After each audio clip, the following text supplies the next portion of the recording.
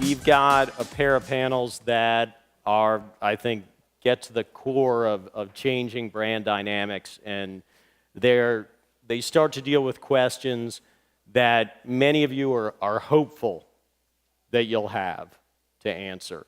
The first one deals with platforms, brand extensions, and adjustments. We all want to go platform. It means you've got a brand instead of a product, and that the brand can be anchored to so many SKUs that it forms a place where you can just pile on the money. Well, as many a brand has shown, building that platform is a harder task than it looks. Instead of creating a foundation, they treat it like pitching a tent on muddy ground, and the spikes just won't hold, and the whole thing collapses. So how do you know when you've reached a solid enough place to spread out across categories? Knowing that the brand brings meaning to the new products you're creating.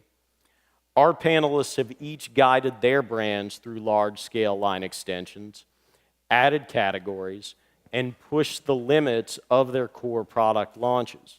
And they're here to take us through that decision-making process. I want to welcome Jordan Silbert, the CEO of Q Drinks,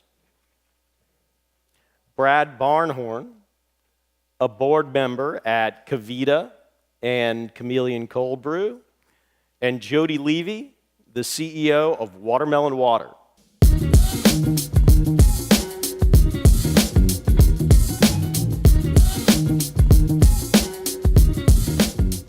Great to have y'all here.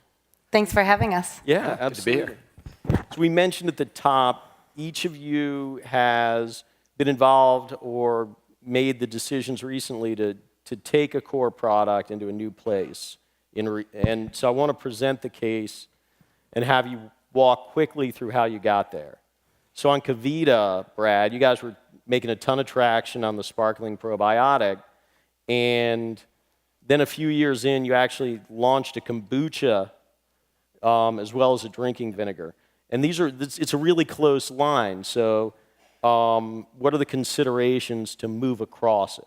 Yeah, I mean, we were in a somewhat unique situation that Pepsi had invested in the business. Yep. And so, I think whenever you're building a platform, the question is, what's the reason for being for that platform? And who are you building it for to some degree? I mean, you don't have to exit a business ultimately, but the question of rationale for doing it isn't just we can do it. A lot of companies can do something and they do it versus have a strategic end game they're trying to get to. In our case, with Pepsi as an investor with a right to buy the company, the core question is, what do they want from us? And what they wanted from us, ultimately, in our view, was a fermented beverage platform. And more importantly, a global one. So one that they could extend not just in the US. If you're injured and you're sitting there thinking about acquiring a company, you're not just thinking about the US, thinking globally. So both in how we operationally built the business and also in the product line, that was the goal. So we were obviously well positioned within the probiotic beverage space. It was non-kombucha. That was part of the product line story, was it wasn't a kombucha, but lighter flavored, and we certainly saw the trends toward more bold flavors, the emergence of the kombucha segments, and starting to get some maturity beyond just GTs being a one-brand category. And there was a different job of each of the extensions on the platform. So as Jeff mentioned, we went into kombucha, but also in the apple cider vinegar tonics. The goal of the kombucha was to help build scale to the brand. Whereas for tonics, we're never going to build huge scale in apple cider vinegar, but it showed the thought leadership of the brand. Okay. And once again, building a platform across a continuum of taste experiences, but build upon the fundamental foundation of probiotics, digestive health, and vitality. They all made sense. So different drinking occasions, different intensities, different level of functional messaging versus refreshment. But trying to find the balance in each SKU about what was the right balance. So in our kombucha, we wanted to have refreshment. So we didn't go with a real yeasty type of formulation. It was a more flavor-forward formulation. So there were certain brand tenets around flavor, functionality, which were common across the SKUs and the lines, and some which were varied to make them differential. When you're dealing in such a functional product, in a functional category, I mean, how do you really protect that initial launch brand? Yeah, it's a challenge. I mean, everyone's dream is, and they'll slide in their deck when they're about to extend about, here's our core brand, and then here's the extension next to it. And in our case, we did 2 extensions concurrently. The tonics and the kombucha pretty much launched concurrently. The reality is that at the shelf, you have to win each of those as a pure segment player. And you know, brands think about the value of a platform. To the retailer, they really want the best of breed products in each segment. They give you some credit as a supplier who can execute a business, you know, in terms of, hey, I trust KeVita to launch and extend. Conversely, you got to perform in each of those segments individually. Ultimately, the platform doesn't save any SKU or any line from not being rationalized out. And you're certainly going to have SKU cannibalization when you launch. I mean, if you have 10 facings in your core line and you want to launch 10 new SKUs, you want to sell additive. Now I have 20 facings. They probably say, I might give you 2 or 3 incremental facings. Now you got to rationalize down your core line by 3 or 4 SKUs. So you got to be ready for the fact that extensions do impact your core line in that way. Yeah, and that actually takes me to Jody, you know, who launched with one core flavor, right? Mm-hmm. Watermelon water, and then spread out to, the family grew to 3? It grew to 4. Grew to 4, and now it's 8. 8. So how do you know you have enough momentum with that core product to support this, this much wider flavor profile and functional profile? And what are the reasons behind going into that many for what's still a relatively early stage brand? So I think that it starts with 2013 to 2017, watermelon water. Like, we established the product, the functional benefits of hydration and performance, the brand and the category, and didn't stray, with exception to watermelon lemon, which was sort of our, like, we launched it a couple times. There were a couple partners that had lemonade connections, and it just sort of trickled in certain places. But for the most part, it was watermelon water. Early on, our food scientist and I, we had this entire universe of functional flavors, which we call blends, that we were ready to launch to the world, but we knew that it wasn't time. So it was really about holding and establishing the category and building the story and having people understand the hydration benefits with, you know, natural electrolytes from watermelon.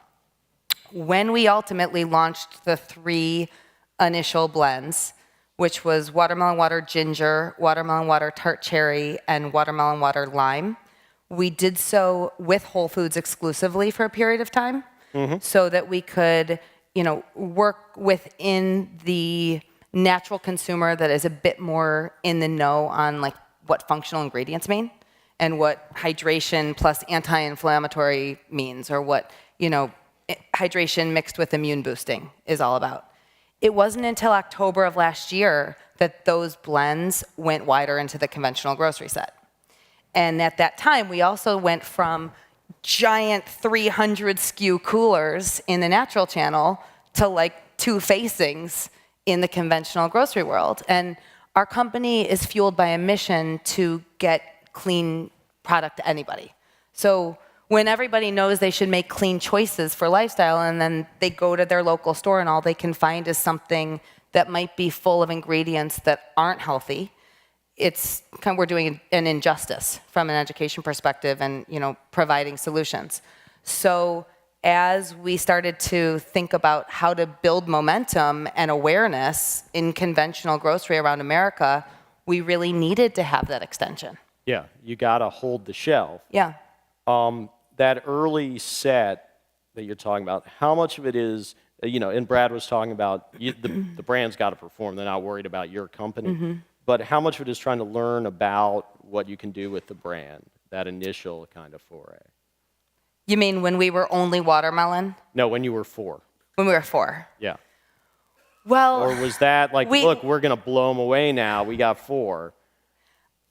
The hardest thing for me as like the founder is that you go from a wall of all these facings in this hot pink, sexy, you know, bottle that all looks the same, and all of a sudden it's like broken up. And you've got 4 bottles of lime and 8 bottles of ginger, and so it was a paradigm shift for me. But it was great because soon we realized that we weren't seeing much cannibalization. It was only adding to it. A lot of athletes, both professional athletes and everyday athletes, started using different things for different functions. So people started using tart cherry for long distance endurance running, and they started using ginger for immunity. And so there was because it's always about what it's doing and the purity and the integrity of what goes in it. You're learning about the extendability. Yeah, and in many ways, I mean, think about a product platform like an organization. Everyone has a job in an organization to do. You got to think about your brand, whether it's product lines or even SKUs within that. What's the job of that line and that SKU for the brand? Mm-hmm. And you got to justify it almost individually. Yes, there's an overall brand umbrella you're trying to build, but whether it's a functionality for a certain SKU that allows you to tap a certain consumer set, or whether it's a profile in terms of kombucha versus probiotics that allow you to tap a whole movement toward bolder flavors, whatever it is, you got to really sit back and say, what's the reason for this being in my portfolio? Yeah. Jordan, how long were you tonic? We were tonic 5 years, 6 years. And I guess that's my first thought and my first piece of advice for everybody. Like, this isn't easy to know when to expand. You can't just plug it into an algorithm and all of a sudden pops out, okay, go. So it's hard. And I've now been doing this for 11, going on 12 years, and spoken to tens, if not hundreds of thousands of people about my line of premium mixers. So you start to get a sense of what's going on. And some of it just ultimately is going to come from the gut, like, okay, we're ready.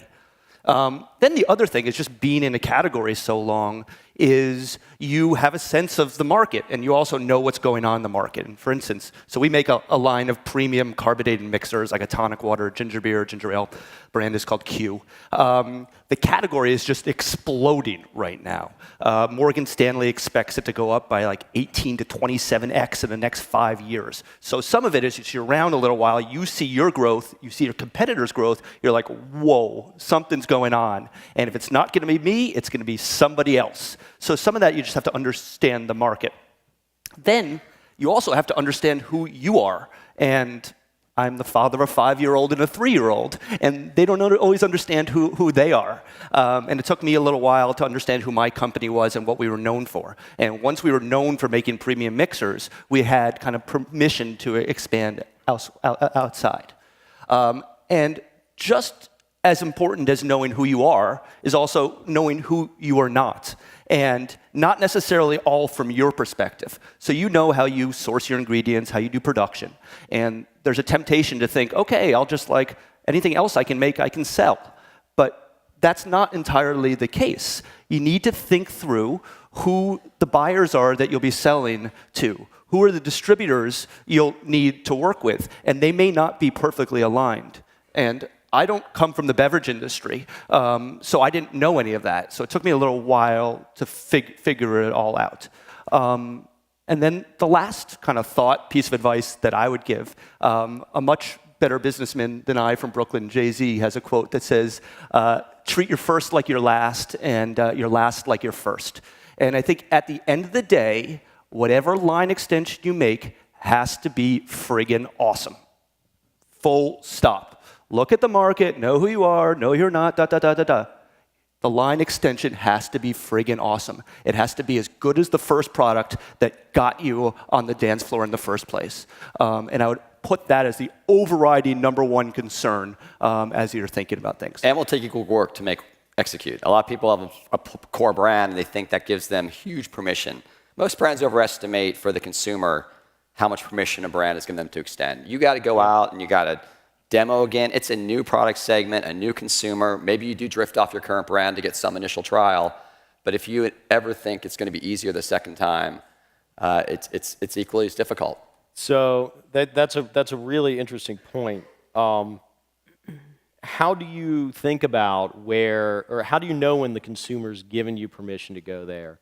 I mean, for you, moving into a wider array of mixers was somewhat demand-based. Yeah, right? Literally the first day I did my first delivery, I sold my tonic water to Gramercy Tavern, and they said, Jordan, I love your tonic water, but I'm embarrassed to have the Schweppes ginger ale next to it. Can you make a ginger ale? And while you're at it, you should be able to make a ginger beer too. And what about a club soda? That should be really easy. I'm like, you're actually right. I just don't have my act together. My first question to you, when you asked who my distributor was, I asked, what is a distributor? So I didn't know any of that. And I spent the first 4 years literally going to the bottling plant for a week, making the stuff myself, coming back and delivering it myself in New York City, and then the third week trying to get paid, and then the fourth week trying to get good new customers. So I just didn't have my act together. So some of it is customers based, and I would encourage everybody to spend a lot of time with your customers because they're the people who buy stuff, and that's at the end of the day the most important thing.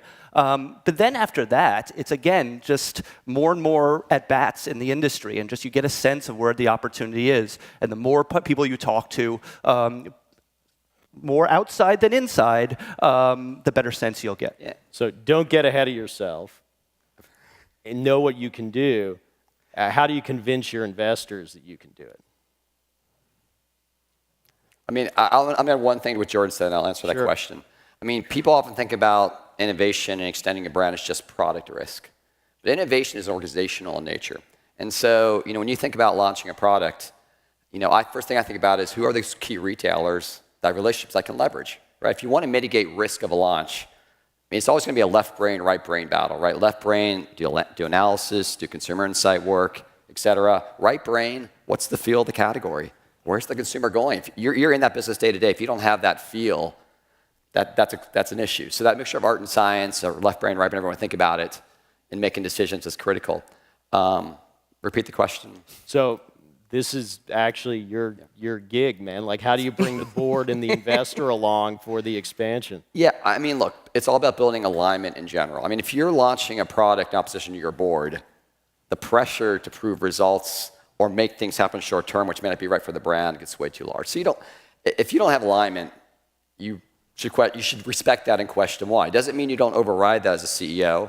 And look, the dynamics of CEO owns 80% of a company and doesn't need more capital right now, probably easier for him to go with his gut than if he needs more capital and the investors to fund that through a raise. And he doesn't own 80% of it, he owns a small part. So I think there's a lot of dynamics about what your investors and board need to be not aligned with, but how much they need to be fully behind. You want to be fully behind. I mean, it should be that way. But if you can't convince them, the people who bought into your vision, you should probably ask yourself a question about people who haven't bought into your vision being convinced. Sure. Jody, when you decided to go so much wider, what role did your investors play? So my investors and my board are a little non-traditional, and everybody is aligned and on this ride because they believe in our mission and they understand what we're doing and they love the fun and the attitude of what we're up to in the brand. And I rely very much on a lot of my investors to help be catalysts to tell stories. So from the perspective of, yay, nay, they don't really get involved. They're really supportive because we tend to be very strategic about how we go about things and we make sure it's going to work before we do. But more than that, everybody needs to love it and get excited about it because I need all of those catalytic voices out there in the world talking about the mission, talking about the ingredients, and talking about what we're doing and why. So from that perspective, kind of to your point, they all have to be equally as delicious. They have to look badass. Anything that's boring, doesn't really doesn't get the love. So we have a high bar, which helps us get the story out quickly. Yeah, and the strategy has to be followed by a well-executed product. Yeah, and it's a matter of if and also when. I mean, that's the biggest. Right. I mean, across every one of my companies, all eight companies I work with, the questions of the right amount of capital and if and when to extend the brand, be it SKUs or into new segments, it's a constant dialogue. And a lot of that is because most of the brands, in my case I work with, are looking to scale, maybe be acquired.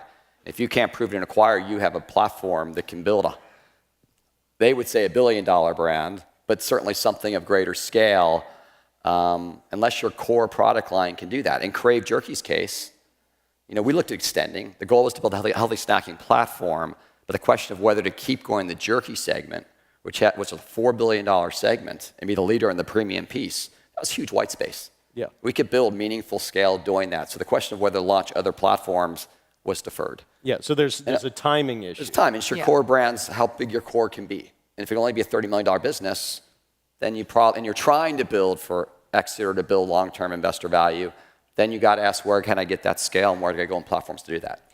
How far down the road, how far along were each of you as you started to think we should, I mean, obviously you had your first customer call, but how far down the road were you when you said, we're thinking platform? I got into this business because I got drunk in my backyard one night with good gin and bad tonic water. And I was like, for a platform to lay on. Yeah. Although you came, Yes. you figured it out pretty quick, right? Yes. The point remains that I wanted a tonic water as good as the gin I was drinking with the friends I was drinking it with, the beautiful summer night that I was drinking it on. And fortunately, I don't drink just gin. So I had an idea. Oh, I want a ginger ale for when I drink whiskey, or a ginger beer when I'm drinking vodka, or grapefruit when I'm drinking tequila. So for me, it was from day one. It was more just I had to put the pieces together, but I saw the vision, and I knew that 2/3 of all spirit purchases were absolute vodka and above, and like 0% of the mixers they were mixing with those premium spirits were good and delicious and yummy, and that was ridiculous. So from day one, I saw that. What I actually think took longer was getting the world to hear me. My mother pays a lot of attention to me and my kids sometimes, but the rest of the world doesn't always pay attention to me. So those first customers, I had to go door to door. Hey, you have good gin. You should have a better tonic. Hey, you should have good gin and you have a better tonic. And my first customers, Gramercy Tavern, Blue Held Stone Barns, and Milk and Honey. Super fancy schmancy places. They got it. It wasn't because I was a great salesperson. They were there. But the rest of the world wasn't. Now our stuff is sold at Walmart, Kroger, Target. The rest of the world gets it. And some of that is just, you got to push and push and push and shout and shout and shout. And then you'll all of a sudden start being perceived as smarter than you were 10 years ago. Yeah, but you got to listen too. Yeah. You've got to listen to what the marketplace is telling you. And retailers as well as consumers. I mean, consumers give permission, also retailers give permission. If you go to a retailer and you're already in this category, I mean, some brands extend platform off of strength. Mm-hmm. Some extend it off of searching for something that's going to work. Yeah, and if you're not performing in your core, maybe overcome that issue in your core data and your core velocity by saying your extension is in a new segment where it will. Maybe the buyer buys that, but obviously if you haven't hit the ball out of the park on segment 1, segment 2 is a tough argument with a buyer. How much of a role has your key retailer played in helping you get these products out? Well, it's an interesting, the question you just asked is actually interesting for this question because I was like the person where everyone's like, you need line extensions. Yep. You have to do 10 more products. And I was like, no, I don't. I'm selling 180 cases in a week in Whole Foods. And I don't. We have all these beautiful displays around the country and we're expanding and we're in other retailers, et cetera. And then when it became really important to get to more and more people in a very challenging refrigerated distribution universe, it became imperative to have more. So I never knew if our blends were going to see the light of day. I think that our customers have not necessarily asked us to expand as much as we've been expanding, we've seen what the consumers are into and how they're using different SKUs throughout the day and telling us how they're supporting their active lifestyles in different ways. So it's been more of that and keeping it kind of fun and exciting and functional. But we launch with partners. And we do it so that we can take advantage of their connection to their consumers and their platforms that you can tell stories on. Quick question. Biggest stumbles you guys have seen in terms of growing platforms? So I'll give 2, which I probably shouldn't give the first one, but I think in retrospect I was a little patient on the first side before launching other flavors. I had demand from day one. It took me 4 or 5 years to get together, and we raised money and probably not enough money. Early on, we kind of were very proud at ourselves of getting to break even with a really small team, and we were really proud of ourselves. We should have been more aggressive early on. The market wanted our stuff before we brought it to them. So that's one. Second, I'll blame myself, but also give us credit. We tried to do some ready-to-drink flavors. We tried to do some citrus flavors that would take on the Pellegrino Limonata stuff. And stuff was better, like full stop. It was much better than their stuff, but it wasn't aligned with our distribution, and it confused every step away from me. There was an extra set of confusion from my salespeople to the brokers to the distributors to the retailers to the customers. The good thing we did is that we failed really quickly and really cheaply. And so, look, no one is omniscient. Like, you just don't know all of the answers, and you frankly should take more challenges. And one of our investors was great about that. He said, bang this over the head. One of the advantages of being a little pipsqueak company is that you can try stuff, and if it fails, rip it up and do something again. You're not Pepsi, you're not Coke. You can actually try stuff and not get in trouble for failing. Yeah. So if you can try stuff and fail really quickly, you know even better who you are. And that goes back to having a few core partners who really trust you, who will let you fail. I mean, if that, whether it's a distributor or a certain retail buyer, has deep conviction in Jordan and his team to produce great products, and something doesn't work, that probably gets absorbed. So, I always like to think about a company. Who are those two parties, or one or two, whether it's distributors, retailers, or a certain market where I'm strong, where I can go in there and know that failure doesn't condemn my core? Do you go in saying, I don't know if this is going to work, but here we go? Or do you go in and demonstrate complete confidence? No. Watermelon lemon. We launched watermelon water. It was like low sugar category making hydration beverage, but I was all about there's no sugar, right? It's like the natural sugar from watermelon. So everybody drinks lemonade and nobody wants sugar. This is 5 years ago. Like, people were just becoming aware of how toxic it really is. And we just sent it out into the world. And it didn't have any love. It was a little tart. It's my favorite. It's like one of our best sellers now. But it just didn't have gusto. It got ignored. Didn't get love to it. So how'd you bring that love to it? I relaunched it with Beyonce when she brought out her Lemonade album. It helped. Mazel tov. Typical. All right. Team, thank you very much. Thank you. Not a bad fill-in panel, huh, guys? Thanks for having us, Jeff. Thanks. Oh, thanks so much. Terrific. Thank